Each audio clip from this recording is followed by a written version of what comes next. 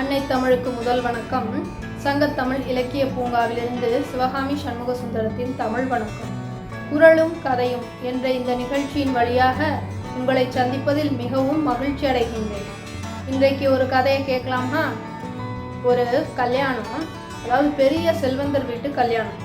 அதில் பார்த்தீங்கன்னா வர்றவங்க எல்லாருமே அதை விட செல்வந்தர்களாகத்தான் இருப்பார்கள். அந்த திருமணம் நடத்துபவரை காட்டிலும் செல்வம் செழிப்பாக இருப்பவர்கள் தான் அந்த திருமணத்துக்கு வருவாங்க. அப்படி இருக்கும் பொழுது அந்த திருமண வரவேற்பிற்கு எல்லாரும் வரிசையாக வந்துக்கிட்டே இருக்காங்க.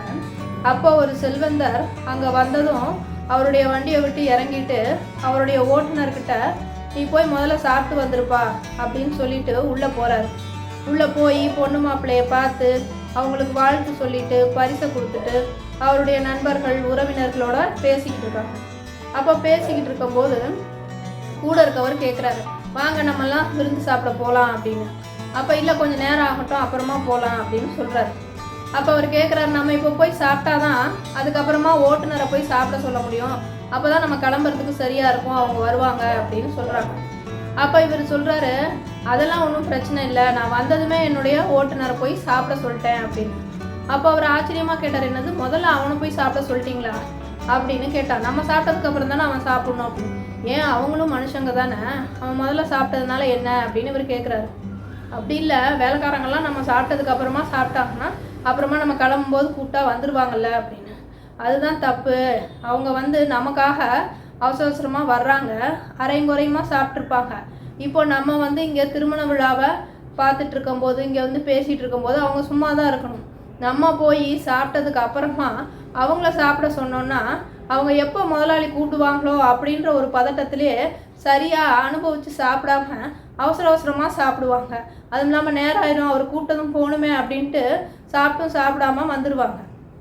ஆனால் இப்போ நான் வந்த உடனே முதல்ல அவனை சாப்பிட சொன்னதுனால அவன் எப்படியும் முதலாளி போய் அங்கே இருக்கிற உறவினர்கள்லாம் பார்த்துட்டு நிதானமாக தான் வருவாங்க, நேரம் இருக்குது அப்படிங்கிறதுனால அவன் நிதானமாக சாப்பிடுவான்.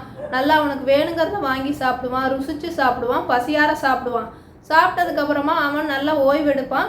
அதுக்கப்புறமா நம்ம சாப்பிட்டுட்டு கிளம்பும்போது கூப்பிட்டானா நம்மளை கூட்டிகிட்டு போவான். அதனால எந்த ஒரு பதட்டமுமே இருக்காது, அவனுடைய வயிறும் நிறையும் அப்படின்னு சொன்னாராம். இதை கேட்ட அந்த இன்னொரு செல்வந்தர் ரொம்ப ஆச்சரியப்பட்டார். இந்த காலத்தில் இப்படியும் இருக்காங்களா முதலாளிகள் அப்படின்னு. ஆமாங்க, இதைத்தான் நம்மளோட வள்ளுவர் கூட சொல்கிறாரு. ஒருவருடைய பசியை ஆற்றுவது தான் உலகத்திலேயே மிகச்சிறந்த செயலாக அவர் சொல்கிறாரு.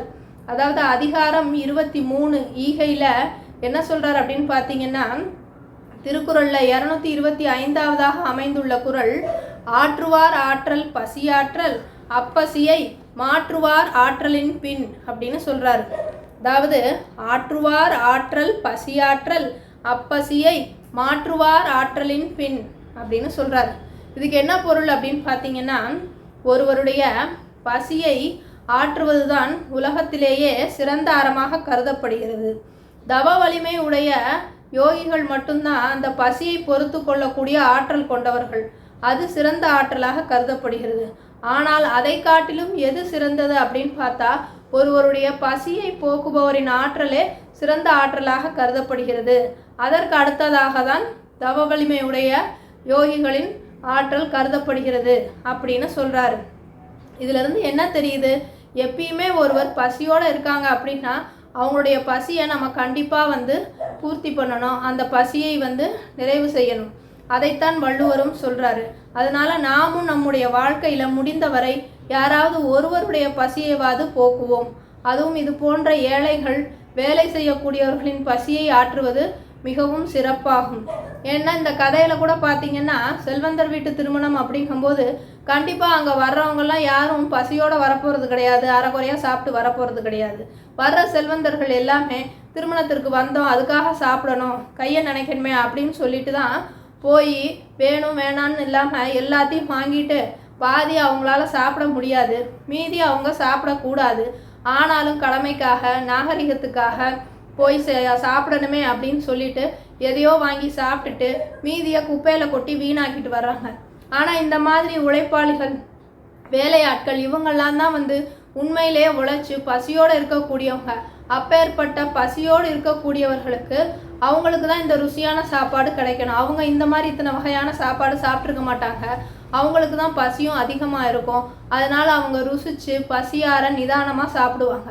அதனால் நம்மளும் இந்த மாதிரி செய்யலாம். முதலாளிகள் எல்லாம் தொழிலாளிகளை அல்லது வேலையாட்களை முதல்ல சாப்பிட சொல்லிட்டு நம்ம அப்புறம் சாப்பிட்டோம்னா அதனால எந்த ஒரு குறையும் இல்லை. அவங்க சாப்பிட்டுட்டு போகிறாங்க, நம்ம அப்புறம் சாப்பிட்டுட்டு வரலாம். அதில் எந்த தவறும் இல்லை.